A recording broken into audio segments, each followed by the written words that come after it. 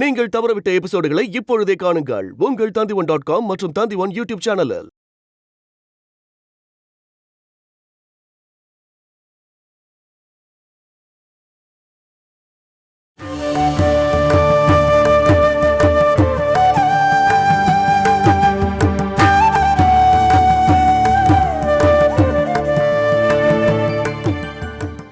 நாங்க கஷ்டப்பட்டு இருக்கும் போதுதான் அப்பா அடிக்கடி எங்க கிட்ட சொல்லுவாரு, ஒரு பொண்ணையும் 3 பசங்களையும் தூக்கி போட்டதுக்கான தண்டனை தான் இது எல்லாமேன்னு.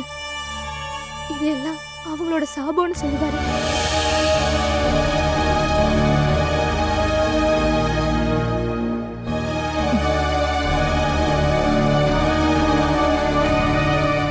அப்பாவை நினைச்சுதான் அம்மா ரொம்ப வருத்தப்பட்டாங்க. அப்பாவை இப்படி ஒரு நிலைமைக்கு கொண்டு வந்தது அம்மா தானே.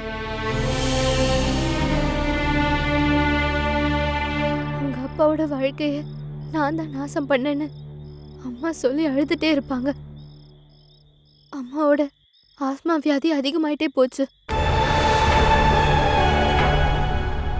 அவங்களுக்கு ட்ரீட்மெண்ட் கொடுக்கணும் அப்படின்னா பணம் இல்லை.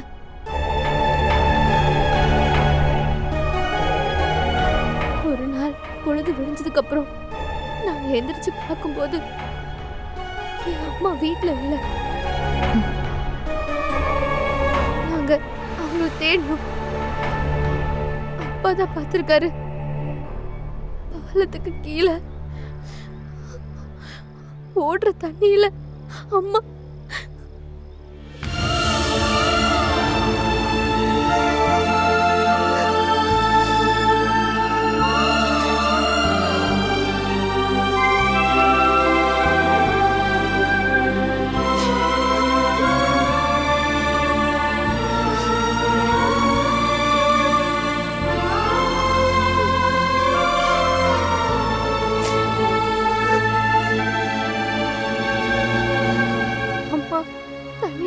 செத்துட்டாங்கன்னு எல்லாரும் நினைச்சிருக்காங்க. ஆனா எனக்கு நல்லாவே தெரியும், அப்பாவோட கஷ்டத்தை குறைக்கிறதுக்காக தான் அம்மா அவங்களோட உயிரை வேணும்னு விட்டுட்டாங்க. ஏன் சொல்றேன்னா, ஓடுற தண்ணியில அம்மா எதுக்காக படகு எடுத்துக்கிட்டு நடு ஆத்துக்கு போகணும்?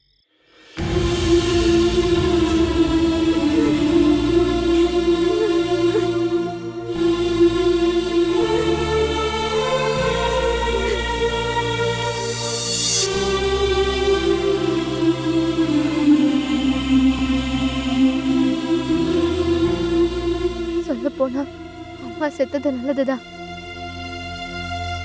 அவங்க நல்லபடியா தப்பிச்சிட்டாங்க.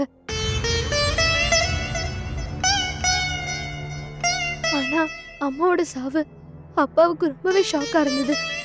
கொஞ்ச நாளா ஜானகின்னு கத்தி ஒரு ரூம் ஃபுல்லா அவர் தேடுவாரு. அம்மா செத்து போயிட்டாங்கன்றது கூட அப்பா மறந்து போயிடுவாரு. இதுக்கிடையில அப்பாவுக்கு பயங்கரமான வயிற்று வலி.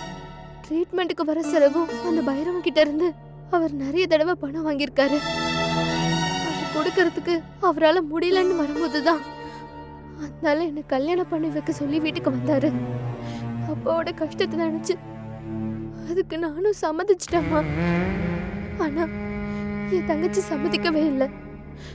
ஒரு முழுக்க பொண்டாட்டி வச்சிருக்க அந்த ஆள் கூட போறதுக்கு நான் என் அக்காவை விட மாட்டேன்னு சொல்லி அவ ரொம்பவே அழுதா. என் மேல ரொம்பவே பாசம் வச்சிருந்தா. நானும் அப்படிதான். என்னோட இந்த கையை பிடிச்சுக்கிட்டு தான் அவ எங்க வேணா போவா. எங்களோட கஷ்டம் இன்னும் அதிகமானதுனால நம்ம 3 பேரும் செத்து போயிலன்னு அவ சொல்லிக்கிட்டே இருப்பா. பல தடவை நாங்க அதுக்கு முயற்சி பண்ணோம். ஆனா ஒவ்வொரு தடவையும் நாங்க அதுல இருந்து தப்பிச்சு வந்துட்டே இருந்தோம். ஆனா வாய்ப்பு கிடைச்சதுக்கு அப்புறம் அவ மட்டும் தனியா போய் சேர்ந்துட்டா.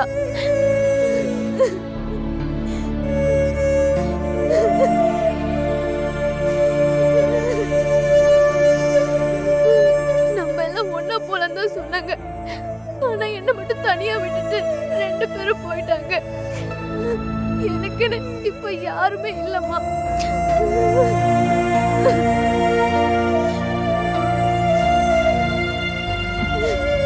உனக்கு நான் இருக்கேம்மா.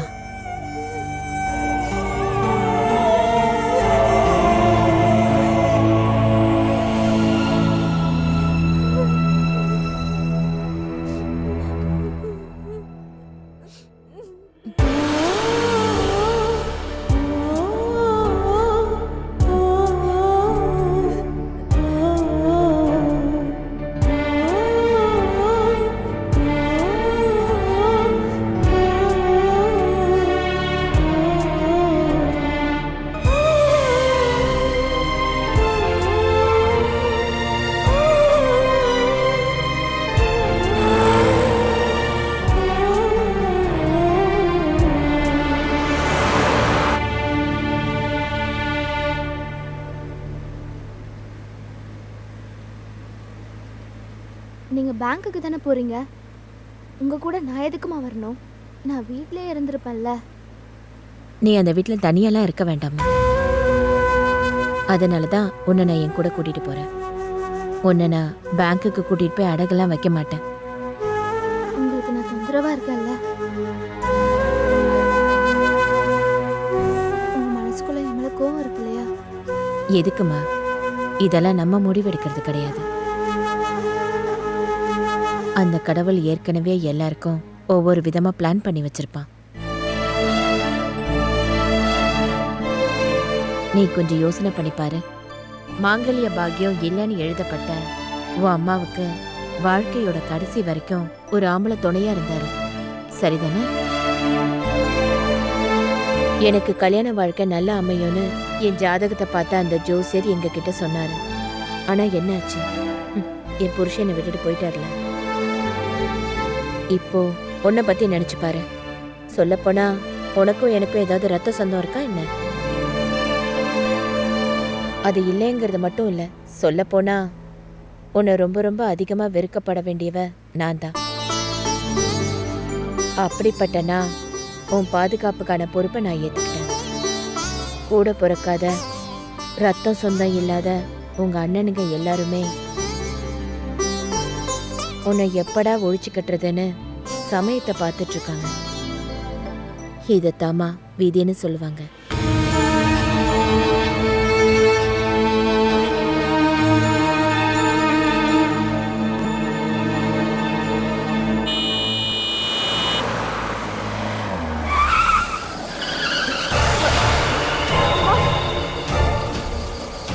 அறிவு கெட்டவனுங்க.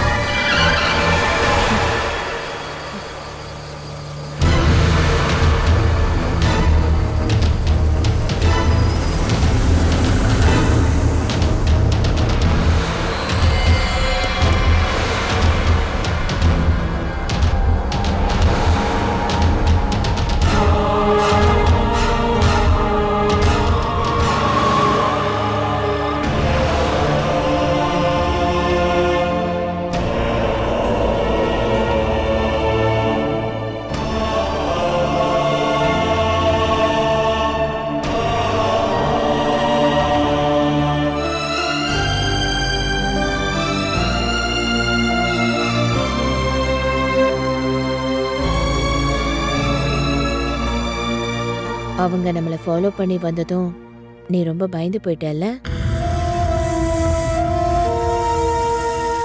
நான் இருக்கிற வரைக்கும் உனக்கு எதுவும் ஆகாது, எதுவும் ஆகவும் விட மாட்டேன்.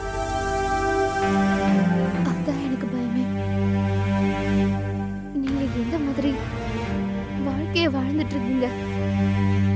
ஆனா இப்ப என்னாவது அதெல்லாம் வாழ்க்கைனால நிறைய பிரச்சனைகள் வரும்.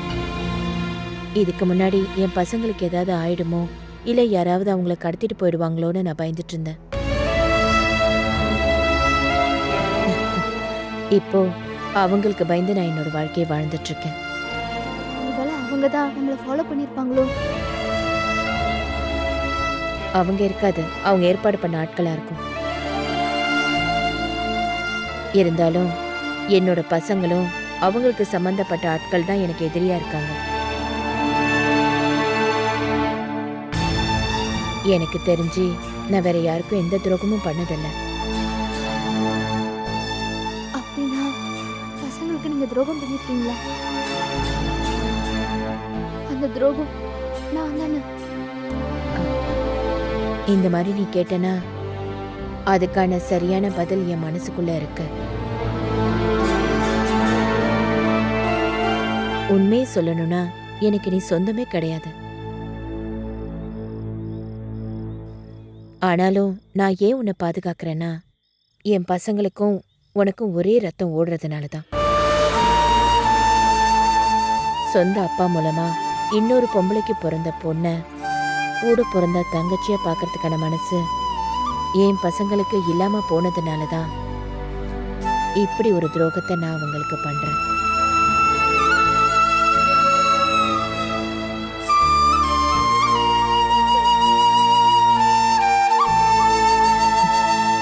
என் பசங்க பண்ண தப்புக்காக இந்த அம்மாவோட பிராயச்சித்தம். உனக்காக தாம்மா நான் இதுக்கப்புறம் வாழ போறேன். உன்னோட வாழ்க்கைக்காகவும் உன்னோட சந்தோஷத்துக்காகவும்.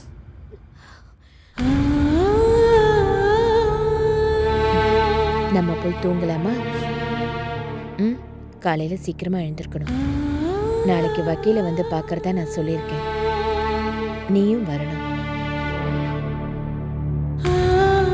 சரி வாமா, போய் தூங்கலாம்.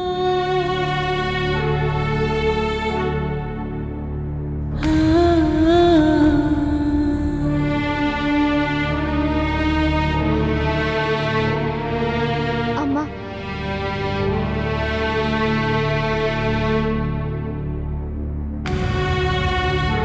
ம், நான் உங்ககிட்ட ஒன்று கேட்டா எனக்காக அதை பண்ணுவீங்களா? ஏம்மா என்னை பார்த்து இப்படி கேட்குற? இது வரைக்கும் நீ என்கிட்ட எதுவுமே கேட்டது கிடையாது. உனக்காக எல்லாமே நான் தான் செஞ்சிருக்கேன்.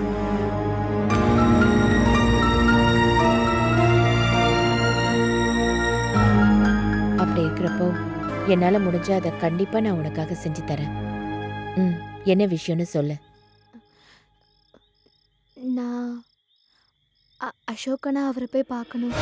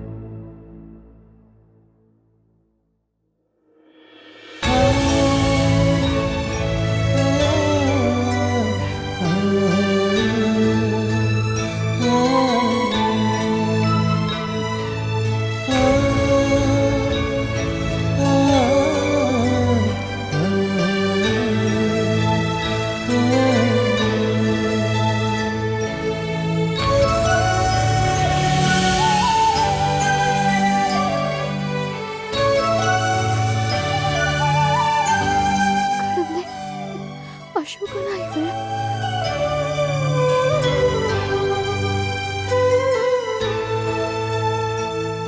கிருஷ்ணா உன்னை பார்க்கணும்னு சொன்னப்பா. அதனால தான் நான் இவளை இங்கே கூட்டிட்டு வந்தேன். நீங்க 2 பேரும் பேசிட்டு இருங்க.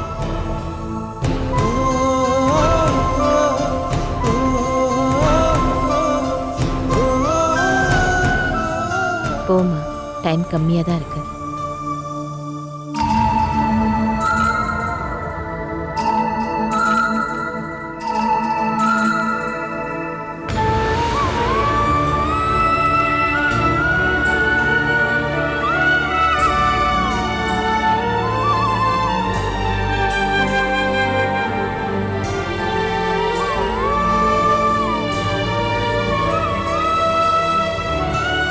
எப்படி இருக்கீங்க?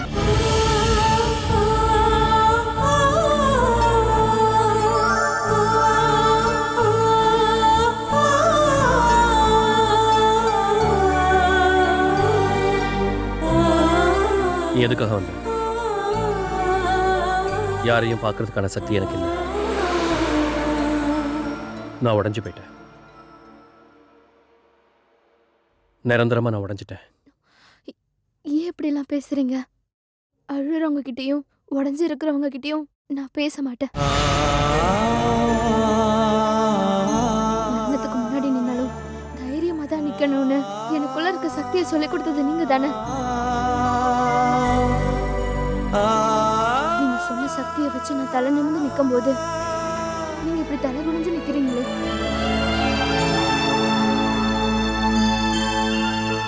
யாருக்கும் எதுவும் பண்ண முடியாம இதுக்குள்ள வந்து நான் மாட்டிக்கிட்டேன்.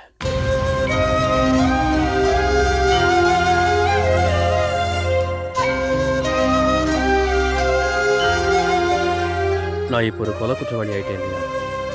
நாளைக்கு தூக்கு தண்டனையோ இல்லை ஆயுள் தண்டனையோ கிடைக்குங்கிற பயம் இல்லை. அப்படின்னா உங்களுக்கு அவனை கொண்டுட்டோன்னு குற்ற உணர்வு இருக்கா என்ன?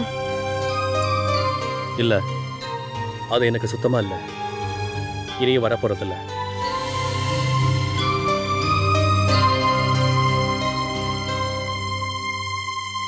அந்த சமயத்துல நான் அப்படி பண்ணியிருக்க கூடாதுங்கிற யோசனை மட்டும்தான் என்ன வாட்டுது. எனக்கு அப்போ துளசி துளசி தான் முக்கியமா தெரிஞ்சது.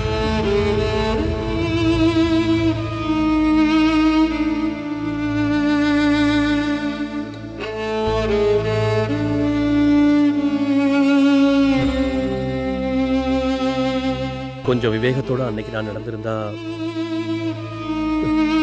துளசியை நான் காப்பாத்திருப்பேன் இல்லையா?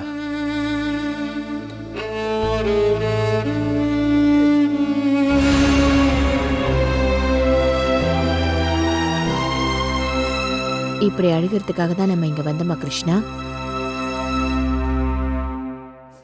நீ அழுதா இவன் வருத்தப்படுவான் இல்லம்மா?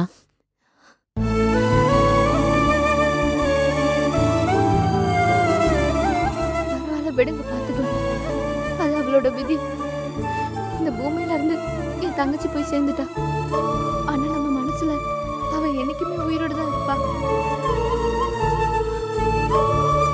எங்கிருந்தோ வந்த எங்களுக்காக நீங்க உதவி பண்ணது, இப்படி வந்து நீங்க மாட்டிக்கிட்டதுதான் எனக்கு கஷ்டமா இருக்கு. அப்பாவும் நான் 2 பேரும் தற்கொலை பண்ணிக்கணும்னு பல வாட்டி யோசிச்சிருக்கோம். அன்னைக்கு மட்டும் நாங்க அதை பண்ணியிருந்தா நீங்க மட்டும் கிடையாது, அம்மாக்கும் இந்த மாதிரி கஷ்டம் வந்திருக்காது இல்லையா?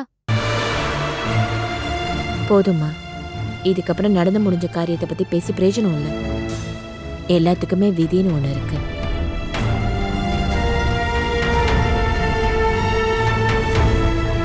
இங்க பாருப்பா, உனக்காக ஒரு நல்ல அட்வொகேட்டை நான் ஏற்பாடு பண்ணிட்டு வந்திருக்கேன். இன்னைக்கு மத்தியானம் அவரை பார்க்க வரதா நான் அவர்கிட்ட சொல்லியிருக்கேன்.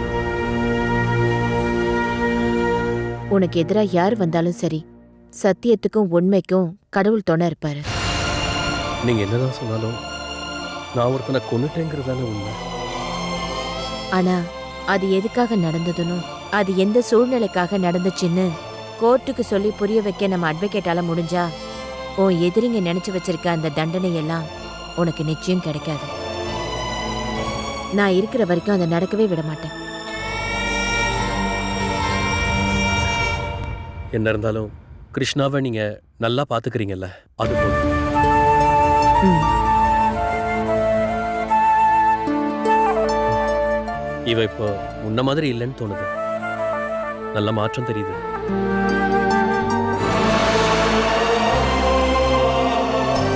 அந்த பயம், சங்கடம் எல்லாமே போயிடுச்சு. இவன் முகத்துல இப்ப கொஞ்சம் தெளிவு தெரியுது. இந்த மாதிரி ஒரு வாழ்க்கை கிடைச்சதும் என் மனசுல இருக்க அந்த நெருப்பு அணைஞ்சிருச்சுன்னு சொல்றீங்களா என்ன? இல்லம்மா, எப்பவும் சொல்ல மாட்டேன். நடந்ததெல்லாம் மனசுக்குள்ள வச்சிருக்கேன்னு எனக்கு நல்லா தெரியும்.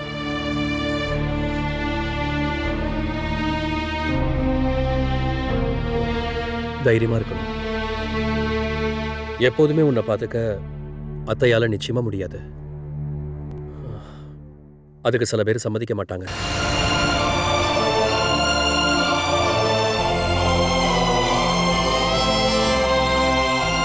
கூடிய சீக்கிரம் உன் சொந்த கால நிற்கிறதுக்கான வழியை பாரு. உன்னால முடிஞ்சா இந்த அம்மாவையும் கூட வச்சு பார்த்துக்கோ.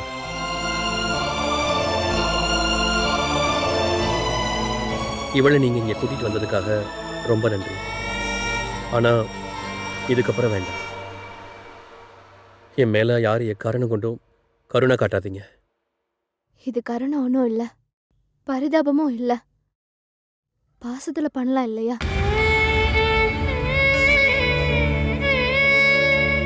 நான் வருவேன். எனக்கு எப்பெல்லாம் தோணுதோ அப்பெல்லாம் வருவேன். அம்மாவை தவிர எனக்கு இருக்க ஒரே ஒரு சொந்தம் நீங்க தான்.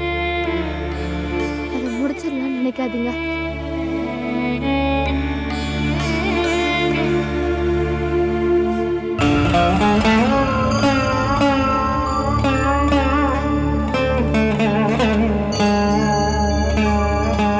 பரவாயில்லம்மா, இவ மனசுக்குள்ள இருக்கிறத இவ சொல்லிட்டா. நேரம் ஆயிடுச்சு, நாங்க கிளம்புறோம். ஆ.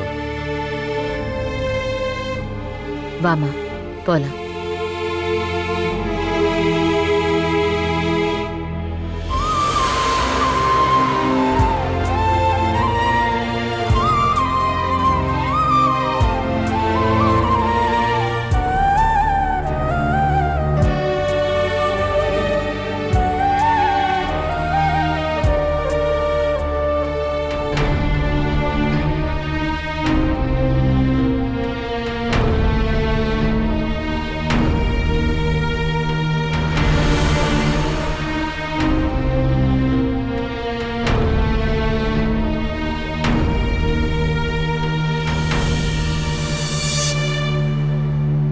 மதியத்துக்கு அப்புறம் நான் கோர்ட்டுக்கு போகணும். நான் உங்களுக்காக தான் வெயிட் பண்றேன்.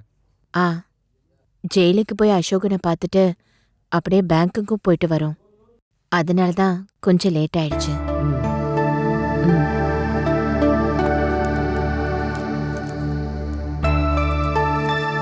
என்ன மேடம் இது? நான் ஃபீஸை பத்தி எதுவுமே சொல்லவே இல்லையே. ஆ, அதே இல்ல, நான் உங்களை பார்க்கறேன்னு சொன்னப்பவே ஃபீஸை கொடுக்கணும்ல. அச்சுதனோட கஷ்டம் எனக்கு தெரியும். சில பிரச்சனையில அவன் மாட்டிக்கிட்டான். இப்பதான் கொஞ்சம் கொஞ்சமா வெளியே வரான். இந்த கேஸ் விஷயமா என்னன்னாலும் என்கிட்டயே கேளுங்க.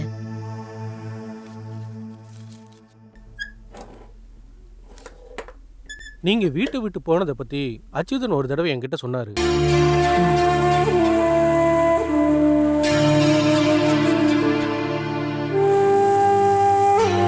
இவதானே அந்த பொண்ணு?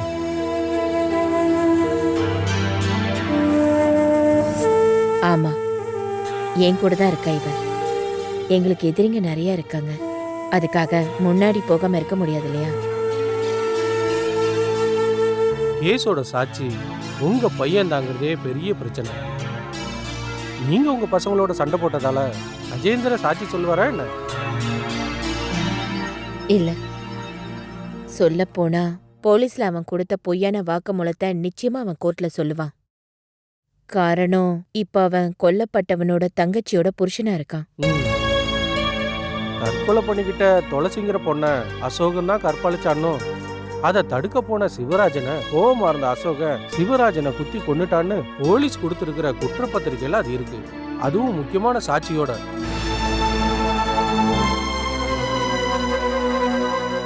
Catch us on TV, Tandivan.com, Facebook and YouTube.